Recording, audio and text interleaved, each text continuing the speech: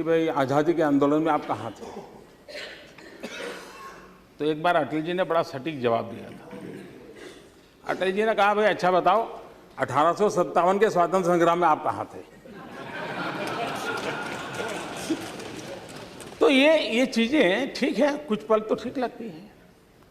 अब आप निर्मल भारत की चर्चा कहते हैं, वो कहते हैं आपने स्वच्छ भारत ले आए। आदरणीय मुलायम सिंह जी ने कल एक अच्छी बात कही। उन्होंने कहा, मोदी जी स्वच्छता की बात करते हैं, 80 घाट सफाई करने गए थे, अभी भी पूरा नहीं हुआ है। मुझे समझ नहीं आया कि मैं हंसूं कि रोऊं, इसलिए कि आदरणीय मुलायम सिंह जी उत्तर प्रदेश सरकार का रिपोर्ट कार्ड दे रहे थे कि केंद्र सरकार का रिपोर्ट कार्ड दे रहे थे?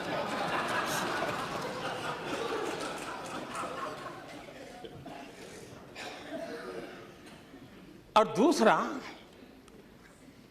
करीब 3 महीने से 80 घाट की सफाई चल रही है। आप कल्पना कर सकते हैं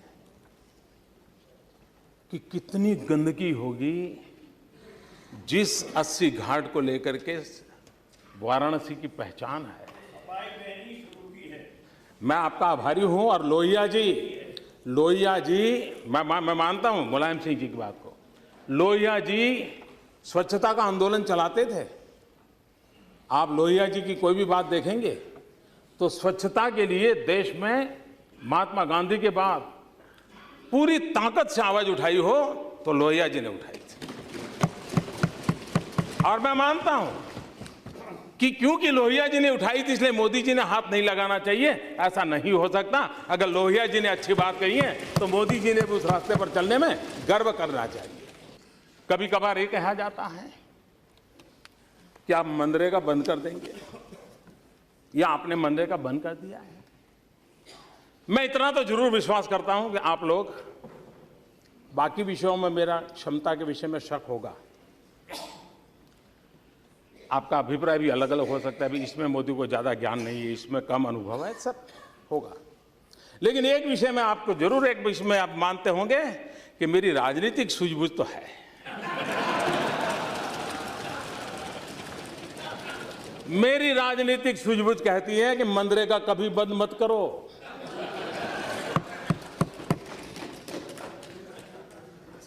मैं ऐसी गलती नहीं कर सकता हूं, क्योंकि मनरेगा आपकी विफलताओं का जीता जागता स्मारक है। आजादी के 60 साल के बाद आपको लोगों को गड्ढे खोदने के लिए भेजना पड़ा। ये आपकी विफलताओं का स्मारक है और मैं गाजे बाजे के साथ इस स्मारक का ढोल पीटता रहूंगा। दुनिया को बताऊंगा कि ये गड्ढे तुम खोद रहे हो उन 60 साल के पापों का परिणाम है। ऐसा नहीं है जी। सरकार आखिर किसके लिए है? ये सरकार गरीब के लिए है। ये गरीबों को समर्पित सरकार है। हम हैं जिन्होंने एक्सपेंडिचर कम करने के लिए एक्सपेंडिचर कमीशन बनाया है, क्योंकि हम चाहते हैं कि शासन में जो अनाप शराब खर्चे हो रहे हैं उसको रोकना चाहिए, ताकि ये पैसे गरीब के काम आए, गरीब के कल्याण के काम आए। उस पर हम चल रहे हैं। हम गुड गवर्नेंस की ओर जा रहे हैं। आप देखिए, हम ऐसे लोग हैं, अब ये आप नहीं कहेंगे कि हमारे जमाने से हैं। मैं अभी भी समझ नहीं पाता था बचपन से कि जेरोक्स का जमाना आया, फिर भी मुझे अपना सर्टिफिकेट को सर्टिफाई कराने के लिए किसी गेजेटेड ऑफिसर के पास जाना पड़ता था, किसी एमएलए के घर के बाहर कतार में खड़ा रहना पड़ता था, किसी एमपी के घर के बाहर कतार में खड़ा रहना पड़ता था। एमएलए एमपी अवेलेबल ना हो तो भी उनका एक छोटा सा आदमी रहता था, वो सिक्का मार देता था, हाँ भाई आपका सर्टिफिकेट ठीक है। हम उस पर तो भरोसा करते हैं, लेकिन देश के नागरिक पे भरोसा नहीं करते। हमने नियम बनाया कि सेल्फ अटेस्ट कर करके आप दे दीजिए, और जब फाइनल होगा तब आपको ओरिजिनल डॉक्यूमेंट दिखा दीजिए। आप कहेंगे चीज छोटी होगी, लेकिन देश के सामान्य मानवी में विश्वास पैदा करती है कि सरकार मुझ पे भरोसा करती है। वहां जाकर के एक्स एमपी पे भी देना पड़ता है, वहां उसको दफ्तर में जाकर के। अब एक आयु तक तो ठीक है, उस बहाने उसको बाहर जाने का मौका मिल जाता है, लेकिन एक आयु के बाद उसके लिए जाना संभव नहीं होता है। क्या हम इन व्यवस्थाओं को नहीं बदल सकते हैं?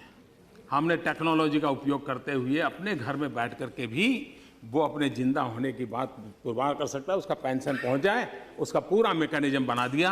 क्या ये हमारे गरीब पेंशनर का सम्मान नहीं? आपको लगेगा इतना बड़ा देश है, मोदी छोटी छोटी बातें करते हैं। मुसीबतों की जड़ ही तो छोटी छोटी होती है,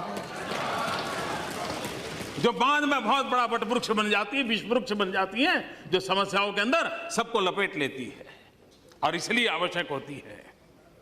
हिंदुस्तान के पश्चिमी छोर पे तो गांव में भी छोटा मोटा इंफ्रास्ट्रक्चर है, गांव में सड़कें बनी हैं। इस हमारे कानून का सबसे बड़ा नुकसान किसी का हुआ है तो पूरे पूर्वी हिंदुस्तान का हुआ है, पूर्वी भारत का हुआ है। ये जो मुख्यमंत्री आकर के चीख रहे थे, इसी बात को लेकर चीख रहे थे कि साहब हमारा तो अभी समय आया है कुछ आगे बढ़ने का, उसी समय आप ब्रेक लगा रहे हो। क्या हमारे पूर्वी भारत के इलाकों को भी, क्या पश्चिम में जो इंफ्रास्ट्रक्चर है गांवों का, वो उनको मिलना चाहिए कि नहीं मिलना चाहिए? उनको वो सुविधा मिलनी चाहिए कि नहीं मिलनी चाहिए? और इसलिए मैं कहता हूं, आपने जो किया है हमारे सर आंखों पर, मैं आपका गर्व करता हूं और मैं आपसे आग्रह करता हूं उसमें जो कमियां रही हैं, समय है उसको थोड़ा ठीक कर ले। ये सिर्फ कमियों को ठीक करने का प्रयास है और वो भी सिर्फ किसानों के लिए। मैं सभी सदन के सदस्यों से आग्रह करता हूं, इसे प्रतिष्ठा का विषय न बनाएं और बनने के बाद भी मैं सारी क्रेडिट उस समय जिन्होंने कानून बनाया था उन्हीं को दूंगा, सार्वजनिक रूप से दूंगा। राजनीति के लिए नहीं है। मैंने मुख्यमंत्रियों को सुना है, उनकी कठिनाई सुनी है और मैं भी मुख्यमंत्री रहा हूं। मुझे पता है कि हम दिल्ली में बैठकर कोई कानून बना देते हैं, उन राज्यों को कितनी परेशानी होती है कभी हमें अंदाज नहीं होता है। और मैं एक प्रकार से उनका प्रतिनिधि भी हूं, क्योंकि मैं उसी टोली में लंबे अरसे तक रहा हूं और इसलिए मैं उनके दर्द को जानता हूं। आजादी के बाद पहली बार ये जान करके आपको भी आनंद होगा और शायद उन राज्यों में बैठे हुए हमारे मुखियाओं को भी मैं कहता हूं, शायद उनको भी ध्यान नहीं होगा।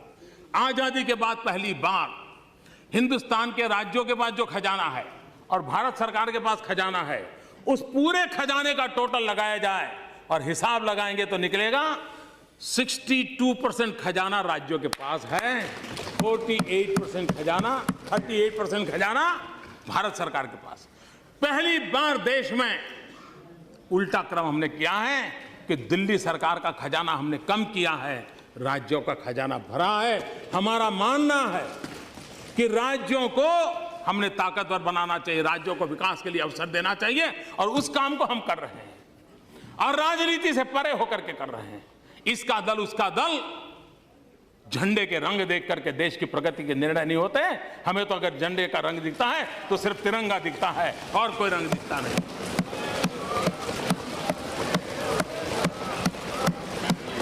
और उसी को लेकर के हम चलते हैं।